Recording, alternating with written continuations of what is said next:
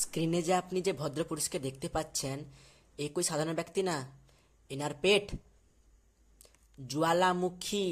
তো এই ভদ্রপুরুষের সঙ্গে আপনার সাক্ষাৎ করিয়ে দিই। এনার নাম হচ্ছে মিশেল লোটিটো। ছোটবেলায় এ ভুলে কাঁচ খেয়ে ফেলেছিল। তখন সে ভাবে যে আমি তো সব কিছু খেতে পারি। তারপর সে কম কম লোহা খেতে শুরু করে, তাও তার পেটে ডাইজেস্ট হয়ে যায়।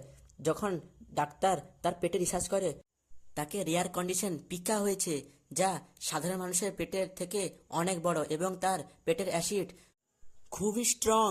সে তার জীবনে 18টা সাইকেল, 15টা টলি, 2টো বেড, 7টা ঝুমার এবং 7টা টিভি খিঁয়ে নিয়েছে। তারপর সে বুঝতে পারে যে মজা আসছে না, যদি এরোপ্লেন খেয়ে নিই মজাই চলে আসবে। তারপর সে 2 বছর ধরে এক এরোপ্লেনকে পুরো খেয়ে ফেলে।